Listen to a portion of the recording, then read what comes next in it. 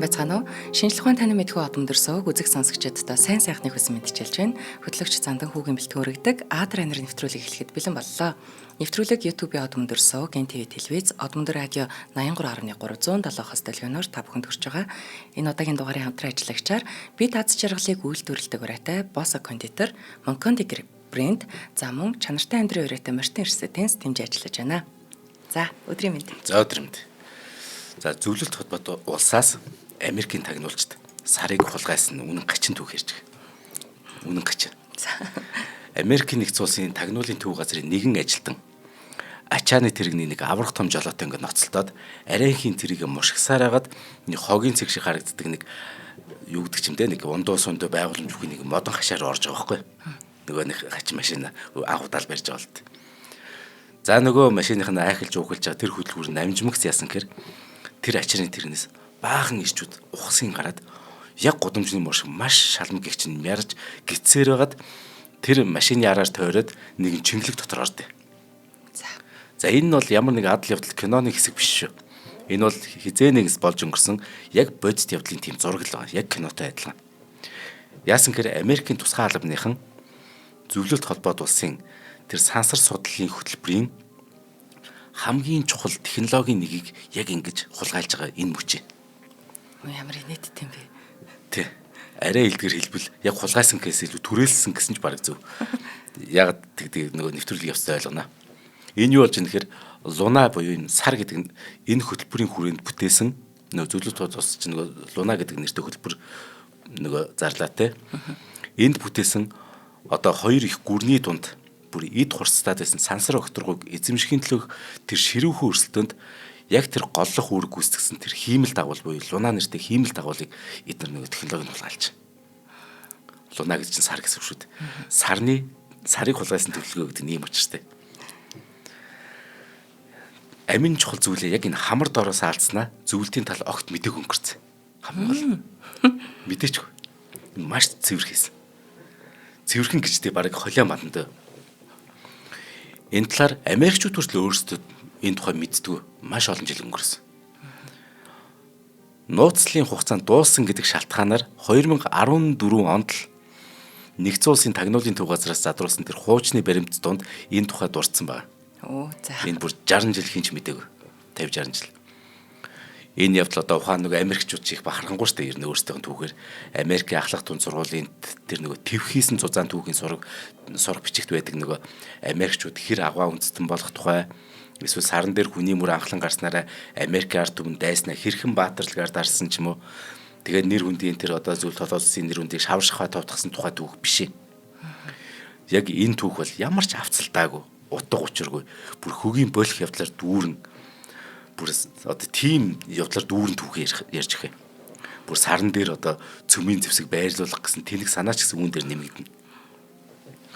За яасан гэхээр саран дээр хүн болох хөтөлбөр ерөнхийлөгч Джон Кеннедигийн тэр 1962 онд хэлсэн 10 жилийн дотор бид сар руу хүн тээсэн сансрын хөлөг илгээнэ гэдэг тэр үгнээс ихтэй. Өнгөцгөнд үгнэх юм бол Америкчууд нөгөө хэлсэндээ хүрдэг болохоо харуулж үүнээс 8 жилийн дараа үнэхээр сар руу хүн илгээсэн ч гэсэн. Илгээсэн. Тэгээд гариг дэлхийгээс тэр одоо гадна байгаа тэр одоо сансрын бичэд хөл тавьсан анхны хүн болох нөгөө Нийл Армстронгийн алдартай үг байгаа шүү дээ. Игэл хүний хувьд ганц алхам бол хүн төрөлхтний хувьд маш том өсөлт боллоо гэдэг алдарт үгээ саран дээрс хэлж ирсэн. Харин Жорж Вашингтон их сургууль дахь үндэсний аюулгүй байдлын албаны тэр архиваас 2014 оны 7 дугаар сард дэлгэсэн тэр материалуудыг үзэх юм бол энэ нөгөө Америкчууд бахархаад байдаг энэ түүхийн цаана туйлын бохор маш эрсдэлтэй тийм зүйл хийгдсэн тодорхойлт. Яг хүүхэд багчуу сонсч ивэл саран дээр Нийл Армстронг яг ингээд анх яг хөл тавиад тэгээд нэг алхангуудаа яг ингээд өөрөө те дэлхий рүү мэдлэг хийлгэдэг байхгүй. Тэр үнэхээр чухал шүү. Игэл хүний нэг алхам хүн төрөлхтний хувьд том өсрэлт гэдэг байхгүй. Шинжлэх ухааныг ингэж гоё хэлсэн байдаг. За сарыг эзэгнэх энэ Америкчуудын төсөл хөтөлбөрийн олонхийг нь болохоор нэгдсэн улсын зэвсэг төвчин босруулжээ. Тэд саран дээр цэргийн нууц байгуулна, цөмийн зэвсгээ хадгална гэд бүр тийм төлөвлөгөө гаргацсан. Нэг хүүтэн дайны үе шүү дээ. Тэр хүүтэн дайны үед саран дээр төрүүлж хүрнэ гэдэг зөвхөн шинжлэх ухаан үндэсний бахархалтай холбоотой асуудал биш байсан маа. Харин үн өртөг ихтэй ихээхэн зунгаарлцсан энэ өрсөлдөөнд цэрэг армийн давуу тал олох зорилготойгоор л энэ сарыг нөгөө эзэмших гэдэг байхгүй хин төрүүлж байгаа гэдэг нь. Саран дээр хэрэг ямар нэгэн цөвийн зүсгээ барилуулчих юм бол эн чинь сав гэл дэлхий рүү харах гэдэг байхгүй яг хүссэн байр байгаа. Эдгээр ингэж төлөвлөд байгаа гэсэн үг. Америкчууд сар болон сансар судлалын асуудалд бүр дэлхийн 2 дугаар дайны дараагаас нэг л тийм нэг хармын сэтлэр хандж ирсэн. Ер нь за нэг тий гэж мэгээд.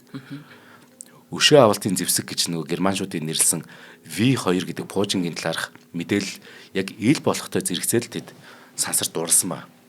Тэрнээс өмнө Америкчууд ер нь хичнээн хүчрэг гүрэн байсан ч гэсэн сансар судалт нэг ач холбогдол өгдөг.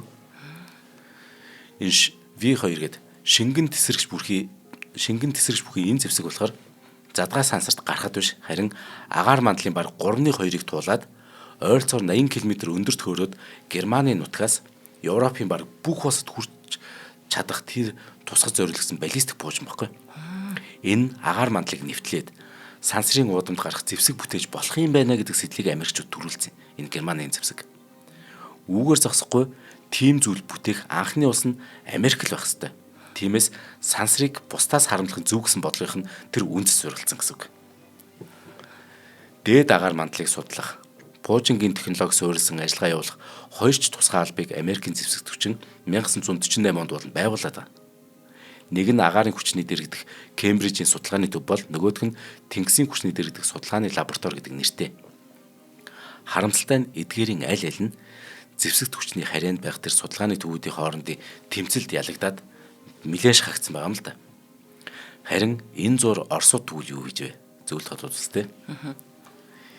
Энэ зур нацистуудын тэр пуужингийн талаар хангалттай их мэдээлэл цуглууладсан нөгөө зөвлөлтийн эрх баригчид тэр нөгөө V2 болон SS6 гэдэг загварын баллистик пуужингаас санаа аваад өөрсдийн пуужинг зохион бүтээсэн. Үүний хажуугаар сансрын хөтөлбөр яг адилхан хэрэгжүүлээд эхэлсэн. Энэ чинь амар өрсөлдөөн болж байгаа гэсэн. Ингээд 1950-аад оны сүүлч гэхэд тэд хэдийнэ нөгөө луна буюу сар гэдэг хөтөлбөрийн хүрээнд Сибирийн алс бүглүүд нутгаас пуужин туршиж байсан баг. Гэтэ энийг үнэхээр нууцлж Америкчууд ийм болж ийм мэдээчгүй. Мэдээж ихний орлогууд нь амжилтгүй басныг Оросууд мэдээж чандлан бүр нууцлж байгаа шүү дээ. Амжилтгүй байж болохгүй юм. Тэгээ коммунист нийгэм бүх юм амжилттай байх хэрэгтэй юм чи. За ингээд Америкийн нэгдсэн улс зөвлөлт тод улсын албаныхан 1957 оны 10 дугаар сарын 4-нд сансар судлалын салбарт олон улсын хамтын ажиллагааг өргөжүүлэх нэгэн чуулга уулзалтаар Вашингтонд Америкийн үндэсний шинжилгээ ухааны активд хоорондоо уулзчаа. Нөгөө эрдэмтэд нь. Ричард Портероор ахлуулсан Америкийн төлөөлөгчд болохоор Оросуудаас тэр сансрын хөтөлбөрийн талаар мэдээлэл салахыг ингэ зорж байгаа юм л да. Та нар одоо ямар шатантай энэ тэр мэдээлэл авах гэдэг. Энэ ч айл нөгөө маш нууцлж байгаа шүү дээ. Хамгийн том нууц. Тэгээ энэ чинь тагнуулын төв газрын саяхныг хүртэл нууцлж байсан нэг мэдээнд дурдсанаар нөгөө Портер нарын албаныхан бүр хөндлөнгийн хүмүүс өмнөөс нь санаа зовтол тэр Оросуудыг шахсан ба. Ингээд бүр шахаал тий. Мэдээж хилжилтэй гээл тий. Нөгөөдөл чинь Москвад биш байгаа юм чинь. Ингээд бүр найрж үзээл тий. Тэгээ жоох юм хилжтэй энэ төр гээл. Харин цаадуул нь сансрын хөтөлбөрийн талаар бүр нэг ч үг амнасаа унагадаг. За ингээд Америкчууд уулзтаас бүр их цухалдж байгаа. Гэхдээ яг энэ уулзлаас маш маатар гарч ирдэг байхгүй нөгөө Америкчууд. Оросууд өөрсдөд нь ихэрхэж нөгөө пуужингаа гайхуулаагүй нь тэдний пуужин хөрөх ажиллагаа одоогоор амжилт толоогүйгээд тагнуурчтайгаа дамжуулсан мэдээ үний юм байна гэдгийг Портер ойлгочихгүй. Гэтэл Оросууд уулын тэнд маш их юм туршиж байгаа юм. Амар олон шинжилгээ ухааны нээлтүүд хийцэн байгаа шүү дээ. Гэтэл ямар ч гэсэн гимэл давлаг өөр гэж амжаагүй ч гэсэн. Гэтэ Портер юу гэж ойлгосон эднэр бол бидраас хол явж байгаа юм байна. Үнэхээр итгэжтэй байхгүй. Тэгээд тийм аадар гарч байгаа байхгүй тэр уулзтаас. Харин тэр орой Портер нарын Америкийн сансар судлалын албаныхан тэр салбарынхан зөвлөлтийн элчин сайдын яамд басан хүлээн авалтанд оролцож байгаа орой. Тэр оройд яг үдшилэг эд дундаа явж хахад зөвлөлтийн элчин сайдын яамд штэ. Яг үдшилэг эд дундаа өрнж байсан чинь Пентагоноос Портертой холбогдсон ба. Яасан гэр байна гэж ярьж байгаа штэ. Пентагоноос гэсэн чинь Портерт юу хийлсэн гэхээр Оросууд дэлхийн хамгийн анхны сансрын хиймэл дагуул болох Спутник 1-ээ амжилттай хөөргөснийг тулгачд. Яа би яг тэгж хэлгүй дээ гэж бодсон. Нөгөө порт чинь маш маадгар тий. Тэгэд зөвлөлтийн элчин сайдын яамд болсон тэр үйлчлэгт зөвлөлтийн зориуд яг энийг яг дуулах гэж ийм үйлчлэг зохион байгуулсан байхгүй. Ухаалж унд юм аст. За ингээд Америкийн улс төрд Спутникийн хямрал гэж бүр нэрлсэн ийм тодорхойгүй төгшүүртэй байдал үүсчихдээ. Яг л Оросууд сансарт гарцсан. Өөртөө худлаа маадгар, юу ч бүтээгүй мөртлөө маадгарл яваадсан. За, хамтран ажиллаж танилцуулга өргөжлөлгөө. За, нэвтрүүлгийн хамтран ажиллагчаар би таз жаргалыг үйлдвэрлэдэг те Bosso кондитер энэ Monconti брэнд дэмжиж ажиллаж байгаа маа. Тэгэхээр удахгүй тэгээ цагаан сарын уур амьсгал орчлоо. Юу юм? Чихэр. Одоо бид нар чинь нэг гоё Монголдо үйлдвэрлэж байгаа. Шар сүүний гэд тарагтай гэд янз бүрийн гоё чихрнүүд тэг загварн чамар гоё, амтан чамар гоё айгүй хөөрхөн. Монгол чихэр гэж. Монгол. За Monconti брэнд нь ийм улаан морин жилдээ зориулаад цагаан сарын баярын онцгой ийм коллекц бүтээгдэхүүнүүдээ гаргаад байгаа хэрэглэгчдэд зориулаад тэгээ энэ коллекц нь уламжлалт амт орчин үеийн савлгаа баярын уур амьсгалыг хослуулсан ийм шийдлээр онцлог байгаа юм шүү. За цагаан сарын коллекцэд одоо шар сүүний бидний маш сайн мэдэх шар сүүний хуурсан шар будаатай бүтээгдэхүүн 300 г-ийн зогсдог гэдэг нь босоогоор нь тавьж болдог савлгаатайгаар за содон молор үхрийнүүд таргийн амттай шоколадын чихэр бас 300 г ийм бас л ийм босоос автаагаар 1 кг-ийн ууттай савлгаатайгаар тус ийм бүтээгдэхүүнээ гаргаж байгаа юм байна. За уламжлалт амтыг шингээсэн цагаан шандас таргины амттай шоколадын чихэр, улаан шандас арц цөцгийн амттай шоколадын чихэр гэсэн ийм төрлүүд маш олон төрлүүд байгаа. Шүлцээ залхин гаргаж. Тэгээ би айгүй баярлаад байгаа маа. Анх яг энэ шар сүүний чихрийг гарч яхад би өөрөө яг юм чихэрлэг юм дургу. Тэгсэн чинь шар сүүний гэдэг. За тэгээд за энэ амт нь ямар л болдоо гэж бодсон чинь үнэхээр гоё амттай.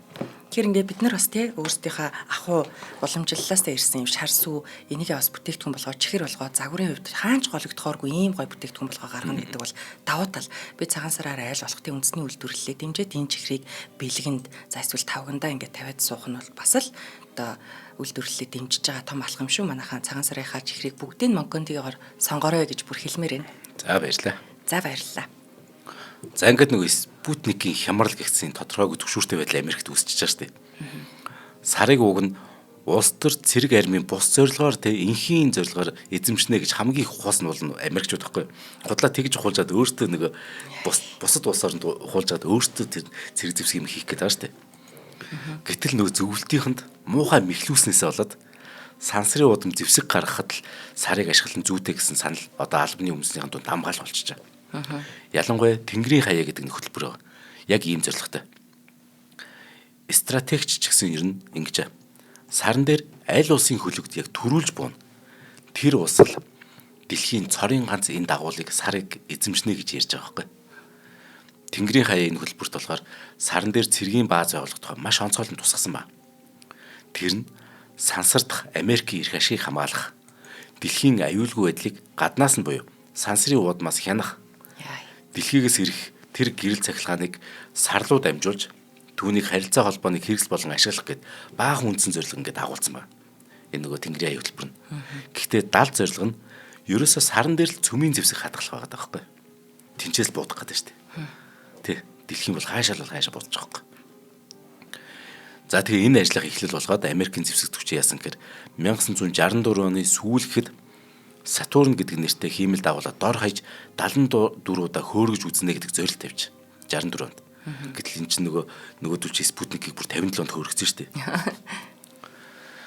За нэгэн цагт нууцын зэрэгэлтэй одоо нөгөө зүгээр түүх бас энэ Тэнгэрийн хаяа хөтөлбөрт дурдсанаар сарн дээр бааз байгуулахад шаарддаг эд материалыг тээсэн анхны хиймэл дагуул дэлхийгээс 1965 оны 1-р сар гэхэд хөөрөөд 3 сарын дараа 2 нисгчтэй хөлөг сарн дээр буух ийм төлөвлөгөөтэйсэн ба.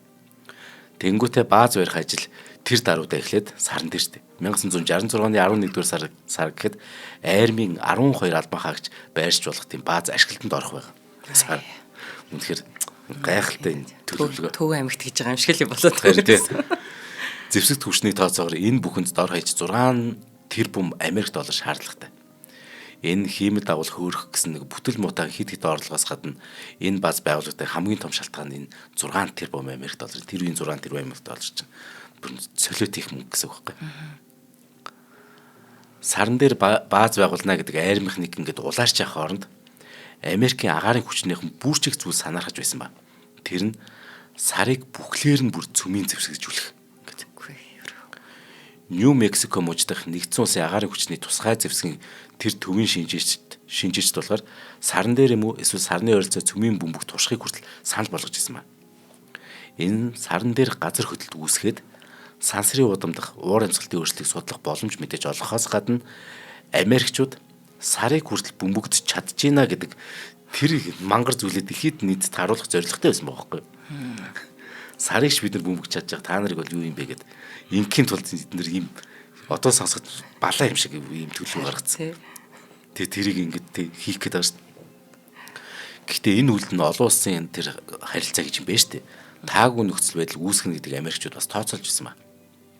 Харин тэднийг энэ бодит байдлаас ийм хол хөндөй баг тэнийг юм шиг бүр бүтшгүй мөрөдөл авчиж байгаа хооронд зөвлөлтийнхэн болохоор харин хамаагүй ирээдүйтэй үр өгөөжтэй зүйл хийсэн байгаа байхгүй. Америкийн зэвсэгччин саран дээр бааз байгуулна, цөмийн зэвсэг аваачна гэд тэр нөгөө мангар хөтөлбөр босруулж дууснаас жилийн дараа буюу 1960 оны 10 дугаар сард тухайн үедээ хамгийн хүнд, хамгийн том тооцогдох 2 биетийг Оросууд сансрын удамд гаргасныг Америк тагнуулчд яаж мэдсэн баг. Тус бүртээ 4 тэрэлт хөдөлгүүртэй тэр 2 том пуужинг бүр зэрэгцүүлэн хөөргснийг нь мэдээд Америкчууд бүр галзуурч аг. Ингээд 2 хөлгийг ингэж нийлүүлж чад хөөргсөн байгаа байхгүй. Бүр яаж нөгөө Америкчууд бүрийг юу вэ те? Үүрхийн тэнд үүрээд ахлын энд ахлаад идэг. Тагнуулын төв газар тэгэхээр яах вэ? За одоо энд яаж хөөргсөн бол энэ шинжлэх ухааны нөгөө энэ технологийн мэдээллийг л одоо хулгайлах гэдэг шүү дээ. Ингээ бүр ирэлт гарсан ба.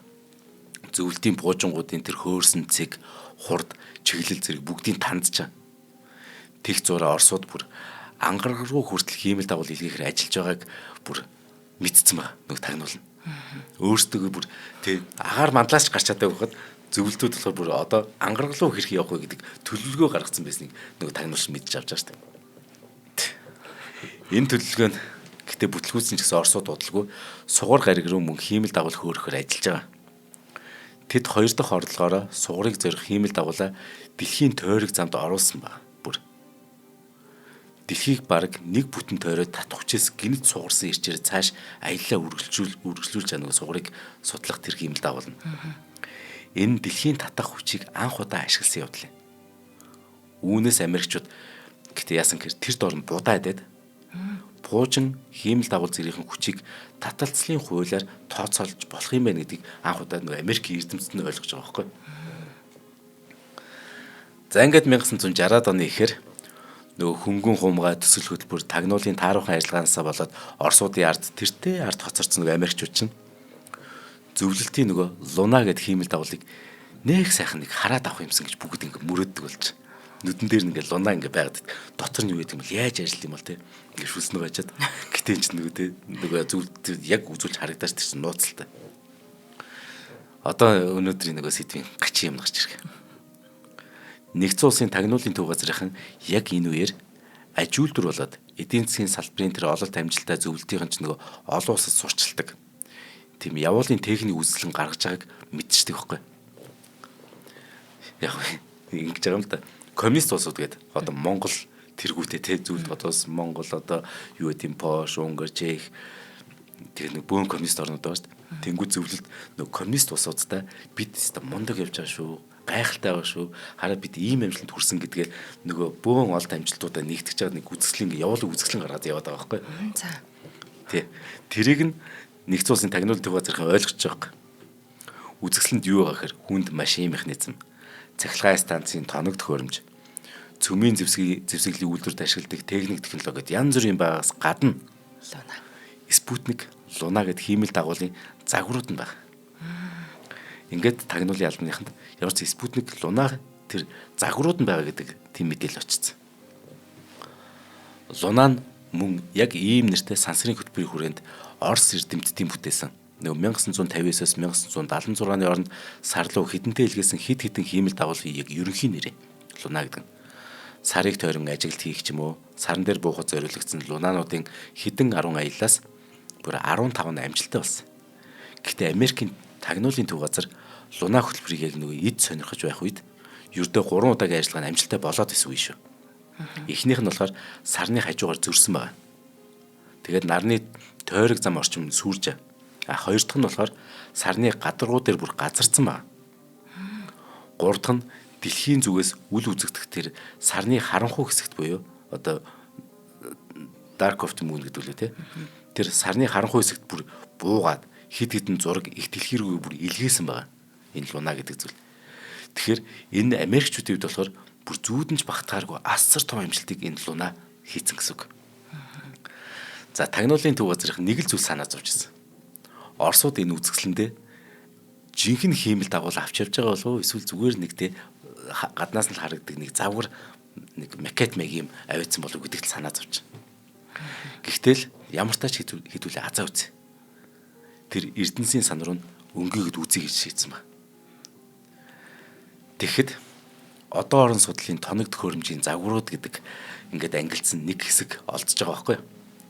Тагнуулын төв газрын энэ боломжийг мэдээж ашиглахгүй байхад хамгийн гол нь 24 цагийн турш байдаг нөгөө тэр үзэсгэлэнгүй те харуул хамгаалтыг яаж аргалах вэ гэдэг талаар төлөвлөгөө босруулах хэрэгтэй болчих.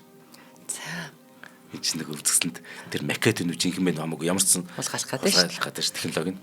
Тэгээд удаан судалсан эцэст үзэсгэлэнг нэг хотоос нөгөө хот руу ингээд яг гарахаар нүүлгэж байх үед нь л лунаг ерөөсөө гартаа оруулъя гэж эдгээр төлөвлөгөө босруулт нөгөө тагнуулчд. Ингийн тулд Америкийн тагнуулын төв газар яасан гэхээр одоо нэг энэ чинь нэг зүүн Европын яг аль ус нь мэддэхгүй ш. Зүүн Европын нэг улсад болж байгаа үйл явдал юм. Тэгэхээр тэнцээс нутгийн иргэдийг хөсөлсөн байгаа. Тэгээ Америкийн тагнуулчд. Үзэсгэлэн тавих бүтээлүүдийг зөөвөрлөх одоо тэр ачааны галт тэргүүд яг хаагур ямар замаар явж өнгөрөхийг тогтвол мэдээлж байхыг тэгээд үүрэгдэж байгаа. Нэг хавуулцсан. Тэгээ энэ чинь коммунистийн бүх юм ядуу байсан учраас нэг ядуу коммунистик хавуулах шиг амрах юм байхгүй шүү дээ. Баг худалч нэг бохоор хавуулдаг шүү дээ ер нь зүгээр. За ингээд ямарсан яг хаагур явахыг хэлж байгаарэ гэдэг. Харин үзэсгэлэнгийн тэр бүтээлүүдийг ачсан тэр чингэлгүүд шүн дөлөөр нэг саад зогсон шүү дээ. Яг тэр үеэр лунаг хурдхан гिचэн судалчих нь гэж тооцоолсон байна. Тэрнээс лунаг нь хулгайлахгүй. Технологийн л авах гэдэг шүү дээ. Нэг чингэлэг рүү тэг контейнер рүү ороод тэр одоо юмыг хараад буцаагаад гарах тийм төлөвлөгөө босруулсан байхгүй. Ингээ Америкчууд ачааны галт тэрэгний буудлын ойролцоо ингээ харуулц зогсож байгаа. За чингэлэгдэх нөгөө ачаануудыг яг ингээ сэлгэх үеэр тагнуулын төв газрын нөгөө олонтоо харж нүдэлж авсан нэг том модон хайрцаг бүхий хиймэл дагуулыг ачааны машины том твшин дээр тавьж байгаа юм л да нөгөөдөл нуугц зарж байгаа шүү дээ. Харин ачааны тэрний жолоочийг Америкчууд ямар ч юм аргаар нууц ажиллагаанд уруулад нэг хавуулдаа дөнгөцөө. Нөгөө жолоочийг нь. Ингээд зөвлөлтийн хамгаалагчдын нүдийг хариулж байгаад өнөөх ачааны тэргийг цуанаас нь гаргах хэрэгтэй байхгүй. Яг нөгөө луна байгаа тэр ачааны машиныг цуанаас гаргаж дөнгөж.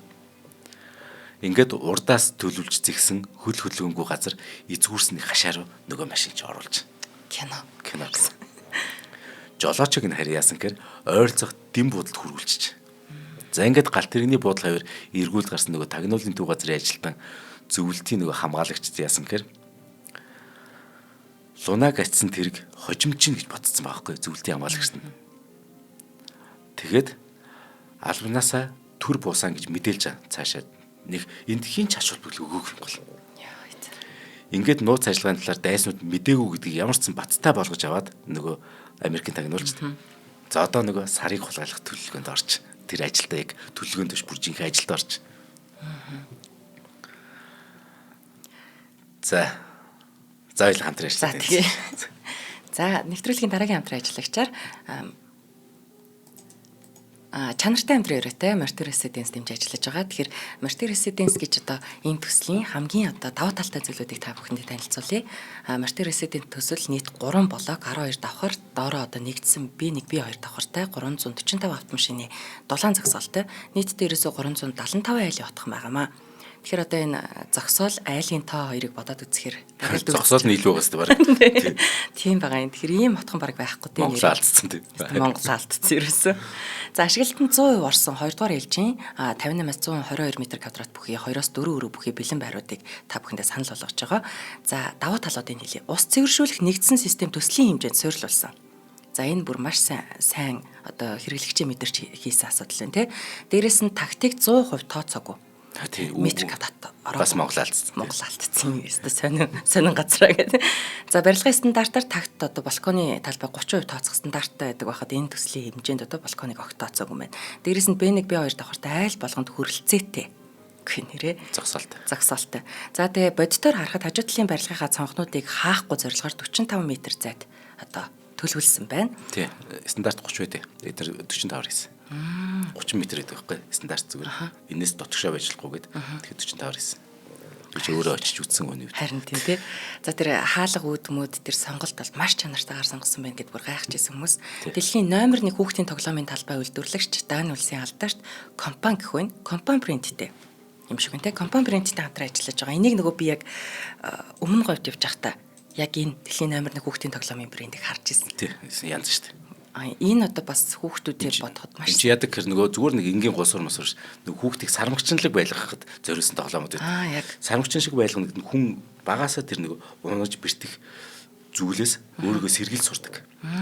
Хөдөлгөөний эвсэлтэй болгох. тийм шүү дээ. Яг үнэ. Тийм байдал чинь нөгөө хүүхдийг илүү бүтээлчээр тоглох те зүгээр тийм цаг нөхцөх биш тийм байдлыг үсгэж байна. За хотхонд тэгж ярих юм бол дээж өргөх талбайтай эмээ ээж нарт одоо зориулсан. Одоо энэ тэнд машин дээр чинь ямар ч л байсан сүү тусаад авахгүй нэ. Энэ одоо яаж бодохоор ийм гой зохион байгуулалттай гэдгийг. За энэ мэтэр маш олон даваа тал байгаа. Мортер Residence маань ийм гой нөхцлүүдийг бидэнд санал болгож байгаа. За зайсан толгойн зүүн талд Америк сургуулийн дэргэд буюу Америк сургуулийн чанх хойд талд байршилтай. За борлуулалтын албатай холбогдох утасны дугаар 76 тэгтэг 67 борлуулалтын менежер 90-9 70 техник утасны дугаараар холбогдоод за эсвэл фэйсбүүкээр Мортен Residence гэж бичээд дэлгэрэнгүй мэдээлэл аваарай. Баярлалаа. За нөгөөдөл чи одоо ямар ч байсан гэд юугаа жолоочийн нэг буудалд оруулж агаад хашаар оруулаад за одоо задлж үзэх. Макето жинхэнэ яг нэг бол унаа. Гаднаас бол энэ чинь хээ шаагүй харагдах нэг аврах том модон хайрцаг л байна. За ингээд онгойлгод үзсэн чинь яг жинхнээсээ хэмэл давал байх юм тэр. Бүр живийн жинхнээсээ. Нэрээ юу? Бүр яг жинхнээсээ бүр маш нэрийн юм байна шүү дээ. За үнэхээр тэнийг юм биш үл гэж боддог. Нөгөө төлж бүр нүдэндээ итгэх байхгүй. Гэхдээ л зүгээр оролдож үзээгээл энэ ажиллагааг явуулсан болохоос арайч тий нэг жинхэнэ яг хэмэл давал ингээд тэгээ сэлгүүзүүлнэ гэж бодог байхгүй. Хүнд гайхуулаад аваа явж ин гэж. За ингээд лунагийн тий бүх хэсэг эд ширхэг бүрийн зургийг авч нэг тусгай ажиллана чинь. Их биен дээрх тэр хуунцар дардас зузаан цаасан шошго зэргийг яаралтай одоо тэр дуудагч ирсэн шинжээчийн тусламжтайгаар яг хүн гар хүрээгүй юм шиг цэвэрхэн гихч нь аваад бүгдийг нь доторх бүхнийг нь бүр ингээд бүгдийг нь хайснаа болгож яг ингээд задлаа яг нэг аим шинжээч нар байгаа шүү дээ. Тэнгүүтээ бүгдийг буцаж угсардаг байхгүй. Ингэж 100 сарын бэлгээ аав ээжээсээ далдах нөгөө задлж үзчихгээд ууданд буцаан хийгээд нөгөө туузыг нь зүүжсэн хүүхдүүд чиг яг хитгэн хүн энэ хідэн хүн шөнийн 4 цагт бүх ажлаа дуусгаж. Яг ингэ задлж үзээд бүх зургийг аваад ингээд бүр ингээд тэгээ буцаагаад юу ч болоогүй юм шиг. Ингээд цагийн дараа ихэд ачааны машин жинхэнэ жолоодч буцаад жолооны хаар цуугаад лунаг байх ёстой газарт ингээ авчиад тавьчих. Жохон саатжээ гэж үзээл тэгээд болоо юу. Яа. За ингээд дуудлагууд гэсэн ясанд үзэсгэлэн тавигдах бүтээлүүдийг хянагч нөгөө зөвлөлтийн албаныхаа ирээд чингэлэг твшүүдээ бүгдийг шалгаж үзэж. Нэг жолоочин сандарсан. Яах вэ? Зүрхэнст тий. Тэгсэн чинь бүгд бүтэн байна гэд мэдээлж байгаа нөгөөдөл. За ингээд мэдээлмэгц яасан гэхээр үзэсгэлэн болох дараагийн хотыг манай нөгөө ачааны машины цуваач нь ингээд явж бүгдээр маргааш нь доторх LED амигчуд үзээ дөнгөжөөд буцаад ивлүүлсэн хинч мдэггүй. Ямар ч тач 1967 оны өвөл хаачин болсон энэ үйл явдал энэ хэргийн талаар зөвлөлтийн эрх баригчид огт сэжиг аваг 2012 онд энэ нууц материал задрах хүртэл Оросын холбооны улсынхан болчоор зөвлөж нь одоо тэг задраад Оросууд тэгэхэд л мэдчихэж байгаа шүү дээ. 67 оны хаа нэгтээ болсон энэ үйл явдлын талаар Сунак хідэн цаг хулгайлахдаа тэр нөгөө бүрдүүлж авсан гэрэл зураг мэдээллийн Америкчууд цааш хэрхэн ашигласан нь яг так тодорхойгүй ч гэсэн 67 онд бас үйл явдал шүү дээ. Үүнээс 2 жилийн дараа Америкчууд саран дээр хүн болгох. Яа. Гэнэр. Гайхамшигтай. Мэдээгүй гэдэг нь хамгийн өдөөс тий. Тэгтээ үнэхээр ангираа юм байна. Тэр юуны хугацаа дууссан гутал тий. Тэгсэн шүү дээ гэд дэлгээ тавьчих чинь гэдэг бол тий. Өнөөдрөөс чинь 60 жилийн өмнө болсон Америкийн нэгдсэн улсын сансрын нисгчд болох Нил Армстронг, Баз Алдрин тий.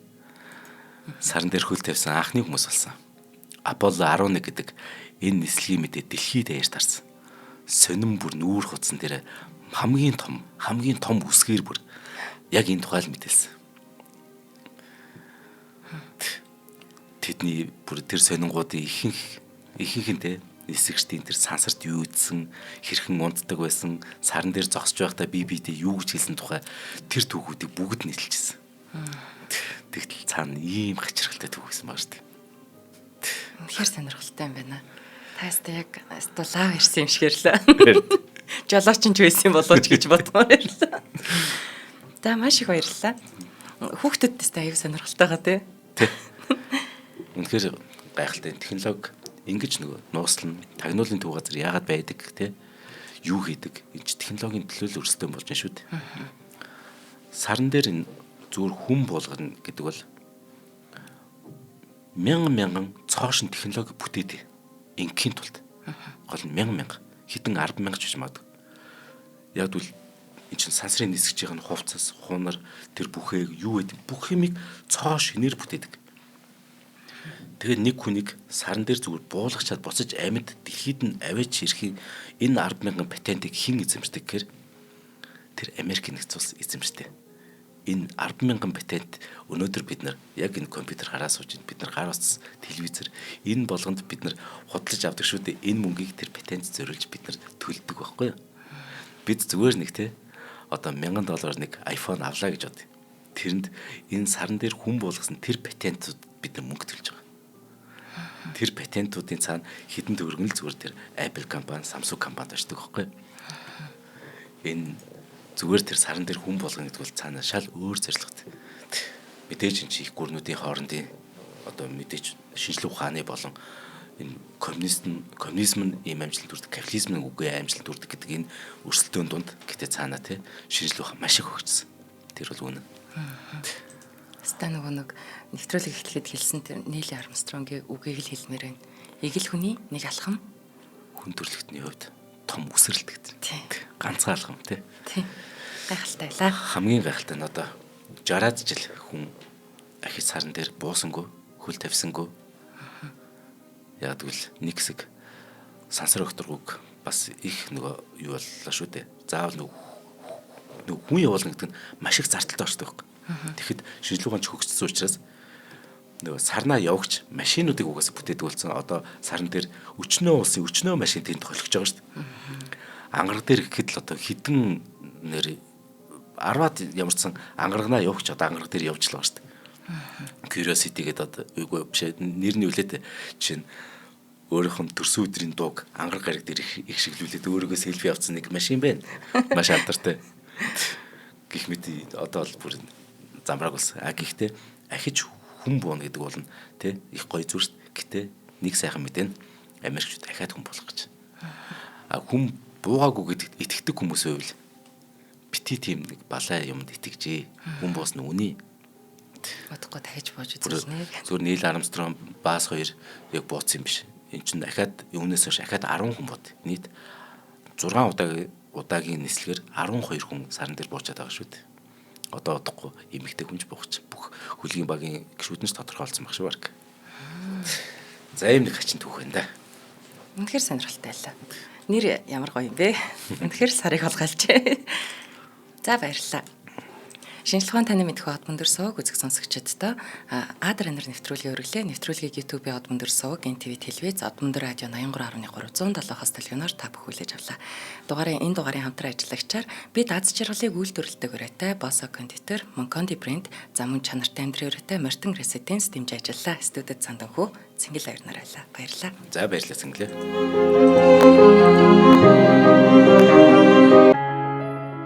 Нэвтрүүлгийг хүлээн авсан Нарны аймгийн монголчуудаа баярлалаа.